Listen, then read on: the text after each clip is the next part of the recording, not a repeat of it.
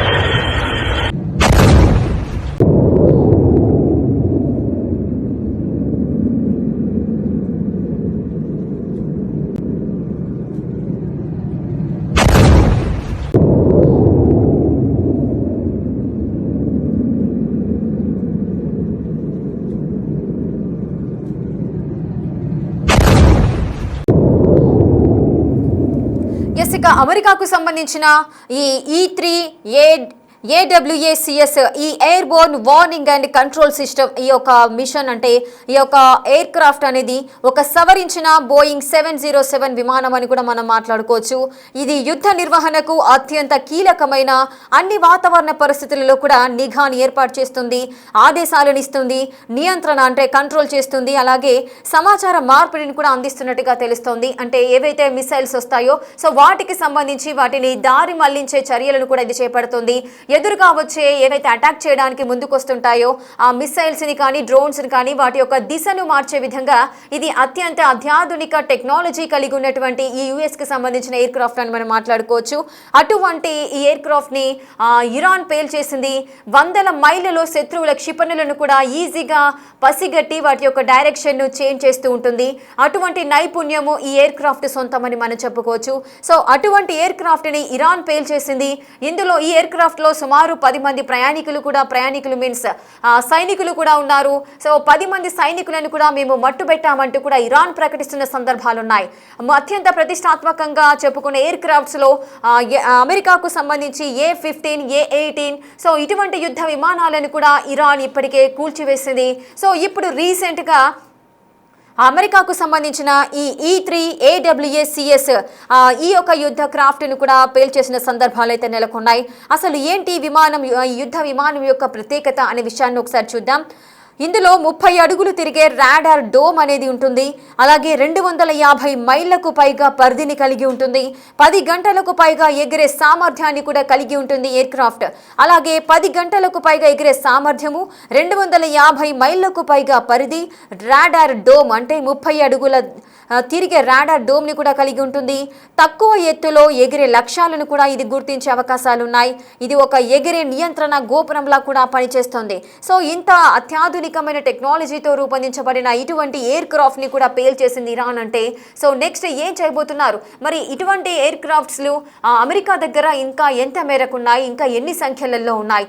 ఎందుకంటే ఇంత advanced system ని కలిగిన ఈ యొక్క యుద్ధ విమానానికి సంబంధించి ఈ విధంగా శిథిలమైపోతే పరిస్థితి ఏంటి అనే కోణంలో కూడా ఆలోచనలు అయితే వస్తున్నాయి. మరి అమెరికాకి మనం మాట్లాడుకోవచ్చు, చాలా అడ్వాన్స్ టెక్నాలజీ కలిగిన వెపన్స్ కానీ ఎయిర్ క్రాఫ్ట్స్ కానీ అమెరికా సొంతము. ప్రపంచ దేశాలకు పెద్ద దిక్కుగా పెద్దన్నగా వ్యవహరిస్తూ ఉంటుంది అమెరికా అని చెప్పుకుంటారు ట్రంప్. సో అటువంటిది ఇప్పుడు ఈ ఇంత అత్యాధునికమైన టెక్నాలజీకి సంబంధించిన ఈ యుద్ధ విమానాన్ని ఇరాన్ పేల్చేసింది అంటే ఇంకా ఇంతకు మించిన అడ్వాన్స్డ్ సిస్టమ్స్ లేదా అడ్వాన్స్డ్ టెక్నాలజీ కలిగిన ఎయిర్ క్రాఫ్ట్స్ కానీ ఆ యొక్క సిస్టమ్ కానీ ఇరాన్ వద్ద ఉందా అన్న ఆలోచన కూడా కలుగుతోంది. ఎందుకంటే ఇంతకు ముందు కూడా ఇటువంటి యుద్ధ పరిస్థితులలోనే అమెరికాకు సంబంధించిన ఒక ప్రాంతాన్ని అంటే సుమారు 4000 కిలోమీటర్ల దూరంలో ఉన్న ప్రాంతాన్ని కూడా ఇరాన్ టార్గెట్ చేయగలిగింది అంటే అప్పుడే ప్రపంచ దేశాలన్నీ కూడా ఆసక్తిగా తిలకించాయి. ఇరాన్ వద్ద ఇంత అడ్వాన్స్డ్ వెపన్స్ ఉన్నాయా, అక్కడికి అంటే ఆ మిసైల్స్ కూడా 4000 కిలోమీటర్లకు చేరుకునే రీతిలో వారి దగ్గర ఇంకా ఎన్ని ఇటువంటి సస్పెన్స్డ్ మిసైల్స్ ఉన్నాయి అంటూ కూడా ఎంతో మంది ఆశ్చర్యాన్ని వ్యక్తం చేసిన పరిస్థితులు అయితే నెలకొన్నాయి. సో మరి ఏం జరగబోతోంది? అమెరికాని కోలుకోలేని దెబ్బ కొట్టింది ఇరాన్. యుఎస్ యుద్ధ విమానం E-3 AWACS ను పేల్చేసింది. ఈ యుద్ధ విమానం 2 ముక్కలుగా అయితే విడిపోయింది. సౌదీ అరేబియాలోని ప్రిన్స్ సుల్తానా ఎయిర్ బేస్ పై జరిగిన దాడిలో ఈ విమానం అయితే ముక్కలైనట్టుగా తెలుస్తోంది. అయితే బోయింగ్ 707 ఆధారంగానే ఈ విమానం రూపొందించబడింది అంటున్నారు. ఈ యొక్క యుద్ధ విమానం ఖర్చు మన భారత కరెన్సీలో 6000 కోట్లుగా చెప్తున్నారు. ఈ విమానానికి వందల మైళ్లలో శత్రువుల క్షిపణులను పసిగట్టి గాల్లోనే పేల్చేసే నైపుణ్యం కూడా ఉంది అంటున్నారు. సో మరి ఈ యుద్ధ వాతావరణానికి సంబంధించి అక్కడ సిచ్యువేషన్ ఏ విధంగా ఉంది? ఇంత అత్యాధునికమైన టెక్నాలజీ కలిగిన ఈ యుద్ధ విమానాన్ని పేల్చేసింది ఇరాన్. మరి ఏం జరగబోతోంది నెక్స్ట్? పూర్తి డీటెయిల్స్ మా అసిస్టెంట్ ఎడిటర్ రామ్దాస్ అందిస్తారు. రామ్దాస్, అసలు ఏం జరుగుతోంది? యుద్ధము ఆపుతున్నారా లేదా అనే కోణంలో ప్రతి ఒక్కరు కూడా ఎదురు చూస్తున్నారు. ట్రంప్ ఆపేసాము 4 రోజులు 5 రోజులు అన్నారు, కానీ ఇరాన్ మాత్రం విరుచుకుపడుతున్న సందర్భాలు అయితే నెలకొంటున్నాయి. ప్రజెంట్ సిచ్యువేషన్ ఏంటి? దేశాలపై మళ్ళీ విరుచుకుపడుతుంది. 85వ విడత దాడులు చేసింది ట్రూ ప్రామిస్ 4 లో భాగంగా ఇరాన్. తాజాగా సౌదీ అరేబియాలోని అత్యంత కీలకమైన ప్రిన్స్ సుల్తాన్ ఎయిర్ బేస్ పై ఇరాన్ భారీ ఎత్తున క్షిపణులు డ్రోన్లతో విరుచుకుపడ్డట్టుగా మాకు తెలుస్తుంది. ఈ స్థావరం అమెరికా యొక్క సైనిక కార్యకలాపాలకు ప్రధాన కేంద్రంగా ఉంది. చాలా కీలకమైన స్థావరం ఇది. ఈ దాడిలో కనీసం 10 మంది అమెరికన్ సైనికులు గాయపడ్డట్టుగా తెలుస్తుంది. వాళ్ళ ఇద్దరు పరిస్థితి కూడా విషమంగా ఉన్నట్టు తెలుస్తుంది. సో అంతర్జాతీయ మీడియా ఆ నివేదికల ప్రకారం మనం ప్రస్తుతం అంటే సైనికుల పైన కాకుండా అక్కడ విమానాలపై కూడా ఇరాన్ గురిపెట్టింది. దాంట్లో అమెరికాకు చెందిన రిఫ్యూలింగ్ విమానాలు ఏవైతే ఉన్నాయో అక్కడ అది, దాంతో పాటు నిఘా కోసం ఉపయోగించే E3 సెంట్రీ అవాక్స్ విమానం దెబ్బతిన్నట్టుగా మనకు తెలుస్తోంది. శాటిలైట్ చిత్రాల ద్వారా ఈ నష్టాన్ని నిపుణులు కూడా ధృవీకరించారు. వాస్తవానికి ఇది E3 అవాక్స్ అంటే air Born warning and control system అని చెప్తారు. ఈ విమానం ఏదైతే ఉందో ఇది చాలా స్పెషల్ విమానం చెప్పొచ్చు. ఇది ఒక ప్రత్యేకమైన అత్యాధునికమైన రాడార్ అలాగే సెన్సార్ వ్యవస్థ. దీనికి చాలా దూరంలో సుదూరంగా ఉన్నటువంటి ఈ శత్రు మిసైల్ కావచ్చు, డ్రోన్లను కావచ్చు 360 డిగ్రీస్ నిఘా పెట్టి నియంత్రిస్తుంది. అలాగే వీటిని చాలా షార్ప్ అయినగా చెప్తారు. సో ఇది భూ ఆధారిత రాడార్ల పరిమితిని కూడా అధిగమించి శత్రు విమానాలు, డ్రోన్లను, క్షిపణులను, ఉపరితల నౌకలను భారీ దూరాల నుంచే పసిగడతాయి. ఒక రకంగా అంటే ఇది ఎగిరే కమాండ్ పోస్ట్ లాగా కూడా పనిచేస్తూ యుద్ధ విమానాలను సమన్వయం చేసేటువంటి వైమానిక పోరాట విమానాలు. సో అలాంటి విమానాలను కూడా ఇప్పుడు అంటే ఇవి ముప్పులను ముందుగానే గుర్తిస్తాయి, దాడి జరగక ముందే వాయు రక్షణ వ్యవస్థను స్పందిస్తాయి. అట్లాంటి విమానాలను కూడా ఇప్పుడు వీళ్ళు డిస్ట్రాయ్ చేయగలిగారంటే ఎంత భారీగా విధ్వంసానికి దిగుతున్నారో మనకు అర్థమవుతుంది. గల్ఫ్ దేశాలన్నింటిలో కూడా ప్రస్తుతం భీకర దాడులు కొనసాగుతున్నాయి. ఇంకా అంటే ఇరాన్ కేవలం ఇజ్రాయెల్ మాత్రమే కాకుండా అమెరికాకు మద్దతు ఇస్తున్న గల్ఫ్ దేశాలను కూడా హెచ్చరిస్తోంది. సౌదీ అరేబియాతో పాటు యునైటెడ్ అరబ్ ఎమిరేట్స్ పై కూడా క్షిపణి దాడులు జరుగుతున్నాయి. యుఏఈ గగనతలంలో దాదాపు 370 పైగా బాలిస్టిక్ క్షిపణులు, 1800 పైగా డ్రోన్లను అడ్డుకున్నట్టుగా వాళ్ళు వెల్లడిస్తున్నారు. ఈ దాడుల నేపథ్యంలో అమెరికా అధ్యక్షుడు ట్రంప్ కూడా ఇరాన్ సైనిక సామర్థ్యాన్ని పూర్తిగా నిర్వీర్యం చేస్తామంటూ ప్రకటిస్తున్నప్పటికీ కూడా ఇరాన్ తన వద్ద ఉన్నటువంటి క్షిపణి నిల్వలను ఉపయోగించి అమెరికా స్థావరాలను దెబ్బతీస్తూ ఉంది. యుద్ధ కారణంగా అంతర్జాతీయ మార్కెట్ లో ముడి చమురు పెరుగుతున్న సంగతి మనకు తెలిసిందే. సో ఇప్పుడు ఇక్కడ యుద్ధానికి ఇప్పుడు చెప్పుకోదగ్గ పరిణామం అంటే హౌతీలు జాయిన్ అయ్యారు. అటు యెమెన్ నుంచి హౌతీలు కూడా ఈ వార్ లో జాయిన్ అయ్యారు.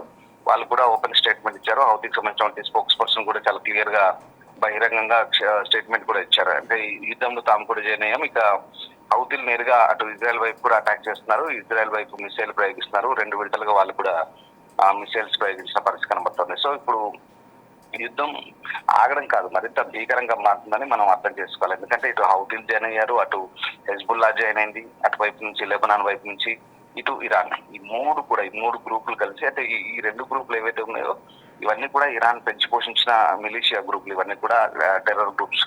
సో ఇన్ని రోజుల పాటు వీళ్ళకి ఆయుధాలు, డబ్బులు ఇచ్చి పెంచి పోషించిన ఈ గ్రూపులన్నీ కూడా ఇప్పుడు ఇరాన్ కు ఈ సమయంలో యుద్ధంలో వాళ్ళతో పాటు జాయిన్ అయ్యి ఏకకాలంలో ఇజ్రాయెల్ పై ఉచ్చిపడుతున్నాయి. అటు టెల్ అవీవ్ కావచ్చు, హైఫా కావచ్చు, జెరూసలేం కావచ్చు, ఇట్లాంటి నగరాలపై అలాగే దాంతో పాటు అమెరికన్ స్థావరాలపై కూడా ఉచ్చిపడుతున్న పరిస్థితి కనబడుతోంది. ఇక ఇరాన్ మాత్రం చాలా క్లియర్ గా చెప్తుంది, అమెరికన్ సంబంధించినటువంటి సైనికులు కావచ్చు, ఎవరైనా ఏ హోటళ్లలో ఉన్నా లేదా ఏ రిసార్ట్స్ లో ఉన్నా ఎక్కడున్నా అవి అమెరికా స్థావరాలుగానే భావిస్తాం, వాటిపై అటాక్ చేస్తామంటూ చెప్తోంది. దాంతో భీకర దాడులు అయితే కొనసాగిస్తున్న పరిస్థితి కనబడుతోంది. కువైట్, బహ్రెయిన్, యుఏఈ, సౌదీ అన్ని ప్రాంతాల్లో కూడా ప్రస్తుతం భీకర దాడులు అయితే కొనసాగుతున్న పరిస్థితి మనకు కనబడతా ఉంది. ఏదేమైనప్పటికీ పశ్చిమాచార్య యుద్ధ వాతావరణం ఇంకా ముదురుతుంది. నానాటికి యుద్ధం పెరుగుతుందని మనకు అర్థమవుతుంది. సో ఆ రకంగా ప్రస్తుతం ఇది భారీ ఒక ఫ్లైట్ అయితే దెబ్బతీసిందని చెప్పాలి. ఆ ఎయిర్ బేస్ లో ఉన్నటువంటి ఇది దాదాపు $1 మిలియన్ విలువ చేసేటువంటి ఈ విమానాన్ని దెబ్బతీయడం ద్వారా అమెరికాకి భారీ నష్టం కలిగించిందని చెప్పాలి. ఒక రకంగా అమెరికా ఇప్పటికే యుద్ధ సామాగ్రి నిల్వలు అడుగంటున్నటువంటి పరిస్థితుల్లో మరి ఇట్లాంటి డ్యామేజ్ చేయడం అంటే నిజంగా ఇది ఇరాన్ కు పై చేయని చెప్పాలి. సో ఆ రకంగా ప్రస్తుతం ఇరాన్ అయితే భీకరంగా విరుచుపడుతున్నట్టుగా మనకు అర్థమవుతుంది. అంతేకాదు అమెరికా ఓవైపు చర్చలు అంటూనే దాడులు కొనసాగుతున్న నేపథ్యంలో మరోవైపు ఇటు ఇరాన్ కూడా అదే రకంగా ప్రతిదాడులు కూడా చేస్తుంది. సో ఇప్పుడైతే ఈ ప్రిన్స్ సుల్తాన్ ఎయిర్ బేస్ పై బాలిస్టిక్ మిసైల్, డ్రోన్లతో విరుచుపడ్డట్టు తెలుస్తుంది. సో 10 మంది గాయపడ్డట్టు తెలుస్తుంది, 2 సీరియస్ గా ఉన్నట్టు తెలుస్తుంది. మరి అంతర్జాతీయ మీడియాలో అయితే రకంగా రామ్దాస్, ఇది అంటే ఇంత అడ్వాన్స్ టెక్నాలజీకి సంబంధించిన ఈ ఎయిర్ క్రాఫ్ట్ అనేది ఈ యుద్ధ విమానము ఎదురుగా వచ్చే మిసైల్స్ ని అది పసిగట్టలేకపోయిందా? ఇప్పుడు మనం అర్థం చేసుకోవాల్సింది అదే. ఇప్పుడు బాలిస్టిక్ మిసైల్స్ అన్ని కూడా వీళ్ళు ప్రయోగిస్తున్నాయి. ఫతా క్షిపణులు, కొర్రంషేర్ క్షిపణి లాంటి అత్యంత ఆధునిక క్షిపణులను ప్రయోగిస్తున్నారు. సో అక్కడ ఏమాత్రం ఏమరపాటుగా ఉన్నా డిఫెన్స్ చేయలేకపోయినా, ఎయిర్ డిఫెన్స్ చేయలేకపోయినా ఇవి విధ్వంసానికి గురవుతున్నాయని మనకు చాలా క్లియర్ గా అర్థమవుతుంది. ఇక్కడ ప్రస్తుతం ప్రిన్స్ సుల్తాన్ ఎయిర్ బేస్ లో కూడా అదే జరిగిందని చెప్పాలి. ఇవి ballistic missiles, inter continental ballistic missiles సుదూర లక్ష్యాలను ఛేదించి హైపర్సోనిక్ వేగంతో రాడార్ల కన్నుగప్పి కూడా వెళ్లి దాడి చేసేంత నిర్దేశిత లక్ష్యాన్ని చేరుకోగల మిసైల్స్ గా మనకు అర్థం చేసుకోవాలి. సో వీటిని కూడా పచ్చగట్టలేకపోయారంటే ఇరాన్ ఒక రకంగా ఎంత ఆధునిక మిసైల్ తయారు చేసి పెట్టినో మనం దీన్ని బట్టి అర్థం చేసుకోవచ్చు. సో ఆ రకంగా ఇది రీఫ్యూలింగ్ విమానంతో పాటు ఒక నిఘా విమానం అయితే ఇది దెబ్బతిన్నట్టుగా మనకి ఇక్కడ తెలుస్తుంది. సో ఇప్పటి వరకు అంటే ఇక్కడ రాజధాని రియాద్ లక్ష్యంగా చేసుకుని ప్రయోగించిన బాలిస్టిక్ షిప్ ని కొద్ది గాల్లోనే అడ్డుకొని ధ్వంసం చేశారు, డిఫెండ్ చేశారు. సౌదీ రక్షణ శాఖ కూడా ఇది స్పష్టం చేస్తుంది. ఫిబ్రవరి 28 నుంచి కూడా అమెరికా, ఇజ్రాయెల్, ఇరాన్ మధ్య ఈ ఘర్షణలు ప్రారంభమైన నేపథ్యంలో అప్పటి నుంచి ఇప్పటి వరకు జరిపిన దాడిలో మొత్తం 13 మంది అమెరికన్ సైనికులు మృతి చెందినట్టుగా తెలుస్తుంది. సో 300 మంది పైగా గాయపడ్డారు. యుఎస్ సెంట్రల్ కమాండ్ కూడా అదే చెప్తుంది. అలాగే అమెరికా, ఇజ్రాయెల్ దాడులకు ఇరాన్ లో భారీగా ప్రాణ నష్టం కూడా మనకు వాటిల్తుంది. యుద్ధం కారణంగా ఇప్పటి వరకు దాదాపు 2000 మంది చనిపోయినట్టుగా ఇరాన్ నుంచి లెక్కలున్నాయి. అలాగే లెబనాన్ లో కూడా దాదాపు 1500 మంది వరకు కూడా చనిపోయినట్టుగా లెక్కలున్నాయి. అటు ఇజ్రాయెల్ కూడా దాదాపు 15 మంది వరకు కూడా సైనికులు చనిపోయారు, సివిలియన్స్ చనిపోయారు. ఇదంతా కూడా అంటే భారీగా ప్రాణ ఆస్తి నష్టం అయితే జరుగుతుంది. మరి వెస్ట్ ఏషియా వారికి సంబంధించి ఇంకా చర్చలు అంటూ వైపు దాడులు ప్రతిదాడులు మరి కొనసాగుతున్న వేళ ఇంకా పరిణామాలు ఎలా ఉంటాయని మాత్రం ఇంకా రాబోయే రోజుల్లో మరి ఆందోళనకరంగానే కనిపిస్తోంది. Right, thank you Ramdas, thanks for the details. Right, చూస్తున్నారు కదా, అమెరికాకు మరో కోలుకోలేని దెబ్బ అయితే కొట్టింది ఇరాన్. యుఎస్ యుద్ధ విమానం E-3 AWACS ను పేల్చేసింది. 2 ముక్కలుగా విడిగి కింద పడిపోయింది ఈ విమానం. సౌదీ అరేబియాలోని ప్రిన్స్ సుల్తానా ఎయిర్ బేస్ పై జరిగిన ఈ దాడిలో ఇది 2 ముక్కలుగా కింద పడిపోయి ధ్వంసం అయిపోయిన సందర్భాలు నెలకొన్నాయి. ఈ E-3 AWACS విమానానికి అమెరికాలో అత్యంత అడ్వాన్స్డ్ యుద్ధ విమానంగా అయితే పేరు తెచ్చుకుంది. బోయింగ్ 707 ఆధారంగా రూపొందించబడింది ఈ విమానం. ఈ విమానం ఖర్చు భారత కరెన్సీలో 6,000 కోట్లుగా చెబుతున్నారు. మరి ఇంత అధికమైన ఖర్చును కలిగినటువంటి ఈ యొక్క యుద్ధ విమానాన్ని కోల్పోవడము అటు అమెరికాకు కూడా నష్టమని చెప్పుకోవచ్చు. మరి ట్రంప్ దీనికి సంబంధించి ఏ విధంగా స్పందిస్తారు? సో దీనికి సంబంధించిన డీటెయిల్స్ కూడా ఇంకా తెలియాల్సిన పరిస్థితులు ఉన్నాయి. ఇంతవరకు కూడా గతంలో అంటే ఇంతవరకు కూడా అటు ఇరాన్, అదేవిధంగా ఇజ్రాయెల్, అమెరికా ఈ సంయుక్తంగా జరుగుతున్న ఈ యుద్ధంలో ఇప్పటి వరకు కూడా చాలా రకాలైనటువంటి అడ్వాన్స్డ్ యుద్ధ విమానాలను కూడా పేల్చేసింది ఇరాన్. అటు F-15, F-18, F-35 ఇటువంటి యుద్ధ విమానాలను కూడా పేల్చేసింది. ఇప్పుడు రీసెంట్గా E-3 AWACS అనే యుద్ధ విమానాన్ని కూడా కూల్చివేసింది ఇరాన్. మరి నెక్స్ట్ ఏం చేయబోతోంది? ఇంకా యుద్ధ తీవ్రత పెరిగే అవకాశాలు ఉన్నట్లుగా సమాచారం అందుతోంది. సో ట్రంప్ ఈ మేరకు ఏ విధంగా ముందుకు వెళ్ళబోతున్నారు అనేది కూడా తెలియాలి.